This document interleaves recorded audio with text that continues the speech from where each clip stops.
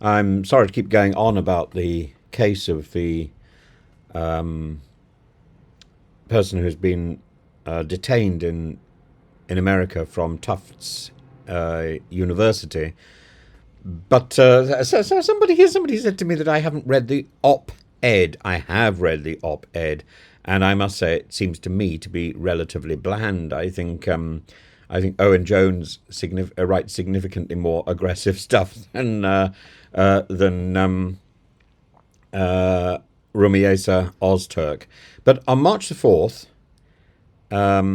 in last year, so a year ago, the Tufts Community Union Senate passed three significant resolutions on the Israeli-Gaza conflict, calling for divestment from companies tied to Israel, recognition of Palestinian suffering, and greater institutional transparency. In the wake of that decision, four graduate students, Rumeysa Ozturk among them, published a co-authored op-ed defending the resolutions and criticising the university's dismissive response.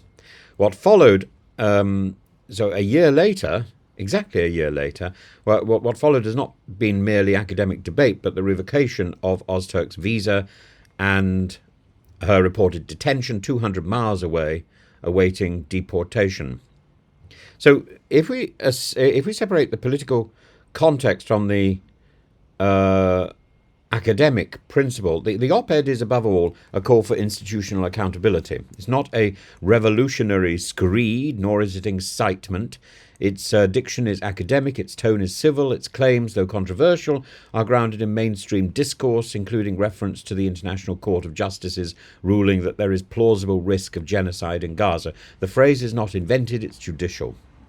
The article's chief arguments are fourfold. One, that Tufts should respect the Senate's democratic process.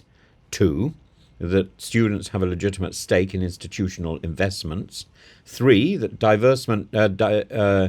divestment from Israel mirrors prior sanctions against apartheid South Africa. And four, that the administration's tone and rejection of the resolutions undermines the university's stated values of free expression.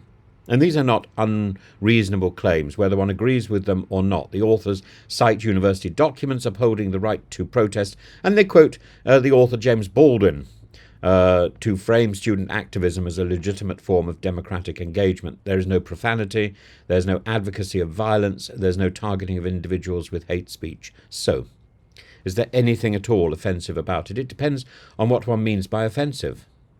Politically contentious? Yes, probably, undoubtedly. But offensive in the sense of hate speech, extremism, or unlawful conduct, there is absolutely no evidence of that. The article accuses Israel of violating international law, but it does so in line with the widely reported UN statements and rulings, and to object to Israeli policy is not in itself anti-Semitic. That's an important distinction in democratic discourse.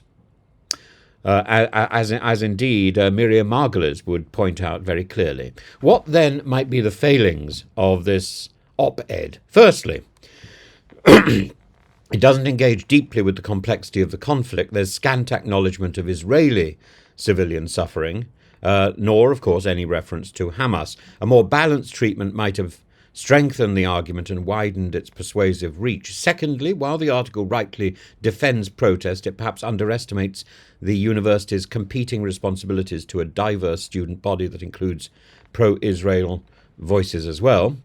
And universities are not just vehicles for protest, they are also guardians of intellectual plurality, and the article might have been more effective had it anticipated and engaged more robustly with the counter-arguments.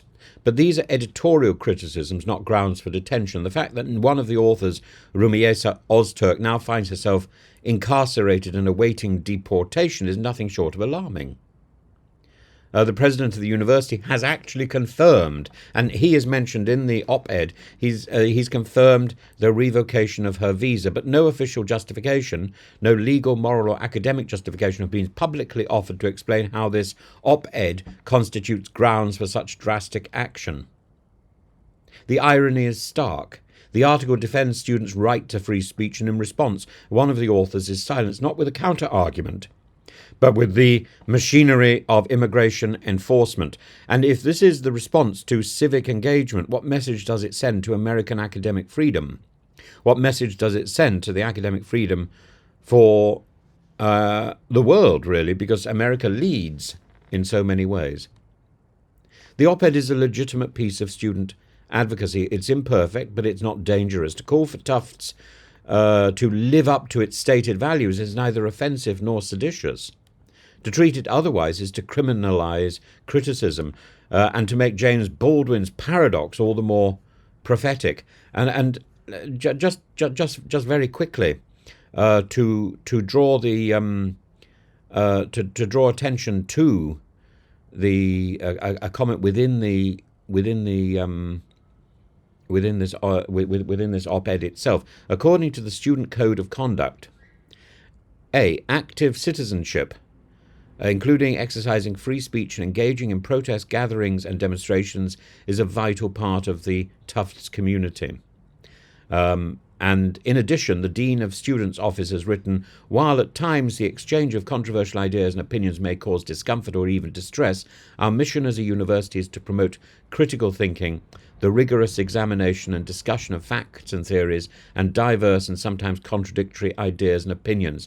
Why then is the university discrediting and disregarding its students who practice the very ideas of critical thinking, intellectual exchange and civic engagement that Tufts claims to represent? I think that's a reasonable argument.